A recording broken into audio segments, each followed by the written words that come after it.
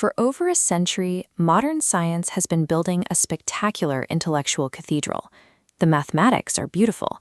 The technological offspring, satellites, lasers, smartphones, are undeniable. But if you look closely at the highest spires, the structure is vibrating. To keep the equations balanced, physicists have to assume that 95% of the universe's mass and energy is made of completely invisible, undetectable entities. We call them dark matter and dark energy, which is a polite way of saying we have no empirical idea what makes up almost everything around us. Down in the quantum realm, the equations frequently spit out impossible infinities. The mainstream solution is a mathematical technique called renormalization, where you essentially subtract infinity from infinity to get a usable number. Richard Feynman, one of the brilliant minds who helped invent the technique, called it hocus pocus and a way of sweeping infinity under the rug. These massive anomalies point directly to a load-bearing structural failure at the absolute bottom of the scientific foundation. The entire framework of modern physics and mathematics rests on exactly two pillars. For physics, it's Albert Einstein's 1905 postulate that the speed of light is constant in a true vacuum.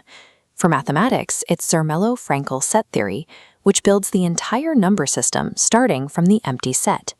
Both of these pillars require the exact same concept to function. They rely on the existence of absolute, literal nothing, an entirely empty physical space and an entirely empty mathematical container. To test if that concept is actually solid, we can use a tool from over 2,000 years ago, Aristotle's law of excluded middle. It's a strict rule of logic stating that a state either entirely exists or it entirely doesn't.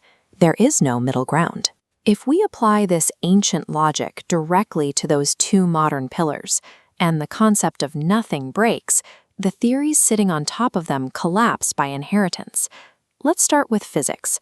In 1905, Einstein's second postulate declared that light always propagates with a definite velocity in empty space. The literal German he wrote was im leeren Raume, empty space. That requirement was how he eliminated the idea of an invisible medium filling the universe. This diagram shows the law of excluded middle applied to that vacuum. Does this empty space have physical properties? The logic gate demands a strict answer. Yes, it has properties, or no, it doesn't. If we follow the yes branch, we look at mainstream measurements. Instruments routinely confirm the vacuum has a specific electromagnetic permittivity. But if the space has measurable properties, it isn't empty. The precondition Einstein set for his own postulate fails right here. So let's follow the no branch. Assume the space is literal nothingness, with absolutely zero electromagnetic properties. According to Maxwell's equations, the speed of light is calculated by dividing 1 by the square root of those exact properties.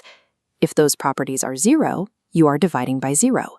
The speed of light becomes mathematically undefined. The output fails. The postulate requires the vacuum to have physical properties, so we can compute the speed of light. But it simultaneously requires the vacuum to have 0 properties, so it can remain empty. It demands both branches of the logic gate at once. Mathematics suffers from the exact same structural error. The standard foundation of modern math builds the entire number system starting from the empty set, which is defined explicitly as the set containing nothing. This diagram runs the exact same test. Is this empty set a real mathematical object, something, or is it genuinely nothing? If we take the something branch, we acknowledge that the empty set has a symbol, a definition, and unique mathematical properties. A thing with properties is a thing. It is one item. And if the foundation of math starts at 1 instead of 0, the entire von Neumann number line is structurally misaligned. If we take the nothing branch and argue the set is genuinely an absolute absence, then we are building the rigorous structure of modern mathematics on top of a completely undefined foundation. Labeling a set empty while giving it unique properties is a literal 3-word oxymoron. It attempts to treat a formalized presence as a physical absence, a category error that sits at the very heart of modern mathematics.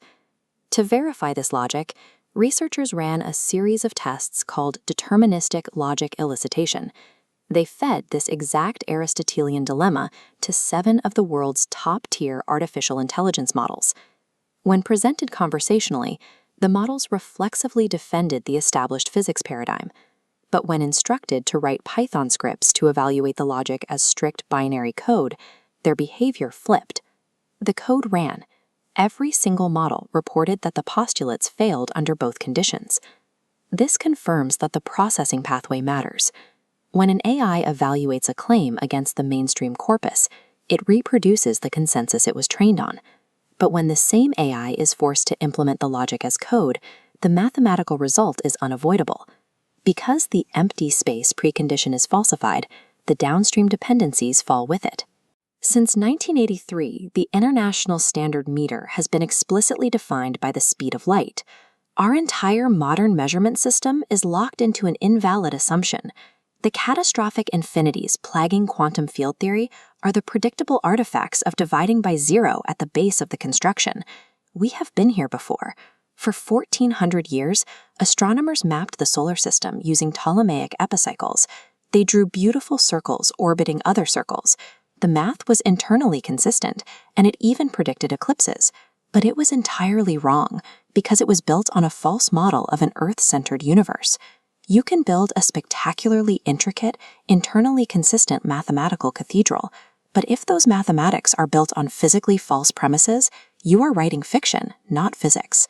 Discarding these flawed axioms doesn't mean we have to throw away a century of hard-won empirical data. The physical measurements survive. The lasers and satellites still work. It's the story we tell ourselves about why they work that has to change. To progress, science has to abandon the philosophical trap of absolute nothingness. We have to stop dividing by zero, stop building from empty sets, and rebuild our axioms strictly on the side of the boundary where discrete, measurable reality